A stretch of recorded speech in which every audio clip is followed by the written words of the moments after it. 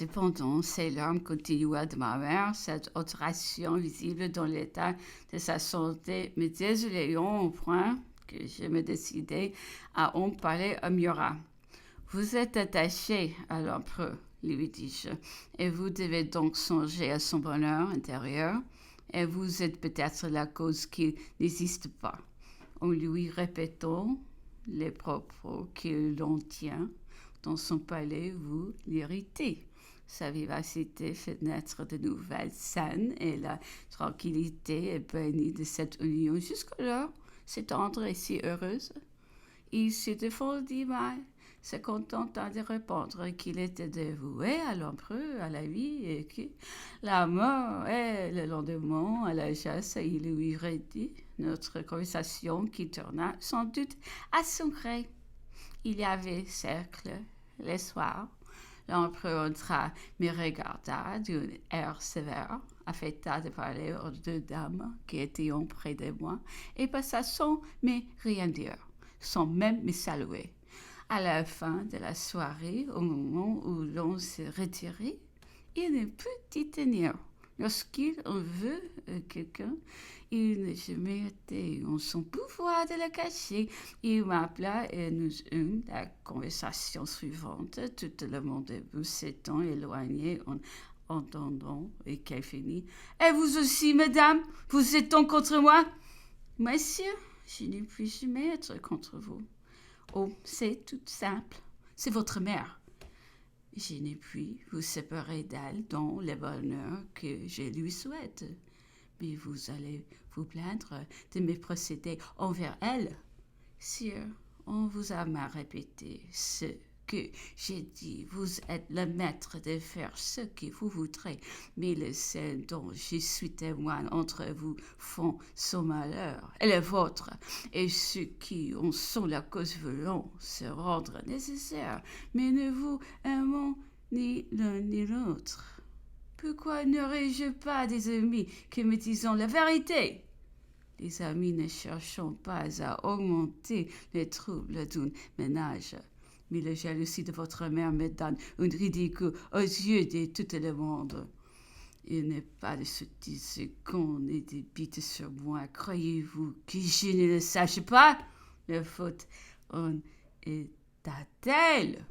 Non, sur la faute en est à ceux qui je les reproche. Si nous ne cherchions pas à vous hériter au lieu de vous calmer, vous ménageriez la sensibilité de ma mère. Comment exigez-elle plus de force que vous n'en avez? Elle souffre, elle se plaint, c'est naturel. Et si ceux que vous croyez vos amis n'allions pas vous rapporter ces plaintes, ou si vous saviez prendre assez sur vous-même pour ne pas lui en témoigner de mécontentement, le bonheur, j'en suis sûre. Renaud et parmi vous. Encore une fois, ne demandez pas d'elle plus de force que vous n'en avez. Vous avez raison, dit l'empereur, en se réduisant tout à coup. Je vois que si je suis grande pour les grandes choses, et je suis petite pour les petites. Et il me quitta. Quelques jours après, il parla de moi devant plusieurs personnes et dit une chose trop flatteuse pour que je ne le rapporte pas. Voici sa phrase comme elle me ferait dire. Hortense raisonne si juste qu'on pourrait croire qu'elle ne sent rien, mais lorsqu'on la connaît, on voit que c'est son sentiment qui la fait raisonner si juste. Un jour, et parlant de mon intérieur, il me dit en riant, Louis aurait été fort heureux avec l'impératrice. L'une regardait la porte, l'autre la fenêtre. Puis, en reprenant son sérieux, je sais d'ailleurs la manière dont vous vous conduisez, et je vous assure que vous n'êtes pas une des femmes, mais une des personnes que j'estime le plus. Des semblables éloges venant d'un homme si supérieur et qui, loué si rarement, me consoleront souvent de l'injustice des autres. Et depuis, je me les suis rappelé avec orgueil. peut trouver moins pénible le blâme dont ma tante est câblée.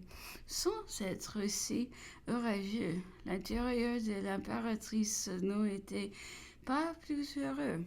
Elle commençait à deviner l'objet des préoccupations de son mari. Elle n'en douta bientôt plus. Un soir, à la maison, elle se plaignit de l'humeur de l'empereur devant ses yeux d'âme. Deux dames de service, le maréchal Ney et madame de Châtel, et le lendemain, elle leur dit en les regardant fixement: « Il est bien extraordinaire, mesdames, que l'empereur me répète ce matin ce que je n'ai confié qu'à vous seul hier soir. » Madame de Châtel changea de couleur. Il n'y a eu plus d'incertitude pour l'impératrice. Son affliction fut si vive qu'elle détermina l'empereur à rompre cette liaison, et cette rupture était un sacrifice. Car de nous a raconté à mon frère et à moi que cet homme avait eu beaucoup de pouvoir sur l'empereur, habitué à voir toute fléchir devant sa volonté. La résistance a augmenté ses désirs, mais trop maître de lui-même pour se laisser dominer par un sentiment, trop sévère sur les mœurs pour avouer autrement une liaison. Il n'hésita pas à rompre celle qui avait déjà des inconvénients pour lui. Afin de voir Madame de Châtel et de ne donner aucun ombrage à son mari, sortit plusieurs fois à pied le soir seul avec Duroc, une fois qu'il se promenait avec elle à Villiers. Campagne demeura en entendant du bruit. Il craint d'être surpris et sauta un mur d'une si grande hauteur qu'il courut risque de se blesser. Duroc, plus de 5 fois, n'osa pas l'imiter et tremblait sans cesse de la voir ici s'exposer. Il faut chanter de la fin de cette liaison. J'ai su par Caroline que l'empereur envoya un jour à Madame du Châtel son portrait enrichi de diamants magnifiques. Elle regarda le portrait, renvoya les diamants, s'en trouvant offensée. Elle me dit encore qu'à une maladie que fit Madame de Châtel l'empereur la chargea de redemander ces lettres qui, dit-on, sont des plus tendres. Cette dame les refusa constamment. J'ignore si elle les possède encore. On parlait beaucoup des bals masqués de l'opéra. Comment, me dit l'empereur, votre mari ne vous a-t-il pas mené dans une loge voir ce spectacle? Il est réellement trop rigide. Vous irez une fois avec votre mère, en effet, en sortant d'un grand cercle. L'impératrice que j'avais d'habitude de reconduire dans ses appartements m'engagea à la suivre à ce bal.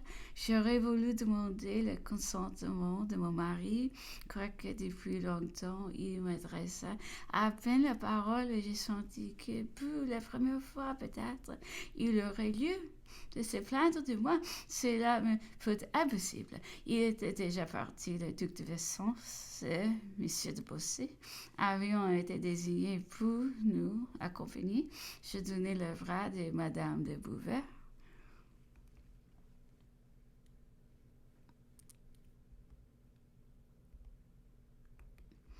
La vue des masques m'amusait mal. Comme aucun dieu ne me parlait, je ne comprenais rien à le plaisir et nous allions déjà remonter en voiture après 2 tours de salle lorsqu'un masque qui nous arrêta voulut nous faire rentrer. « Comment, me dit-il, on vous permet une distraction, ce qui est rare pour vous, et voilà comment vous en profitez, vous êtes une petite sotte. » Ce masque me fit peur. Nous revînmes aux Tuileries où ma mère fut toute troublée de ne plus trouver l'empereur. Un instant après, il reparut en dominant et nous apprit qu'il était ce fameux masque qui s'était fait un plaisir de nous tourmenter, mais que revenons si vite nous avions de jouer ce projet. À mon retour, je raconté toute l'aventure à mon mari, mais il ne répondit rien. Son mécontentement n'éclatait plus. Son reproche, comme au commencement de notre mariage, il s'annonçait alors par le silence le plus froid.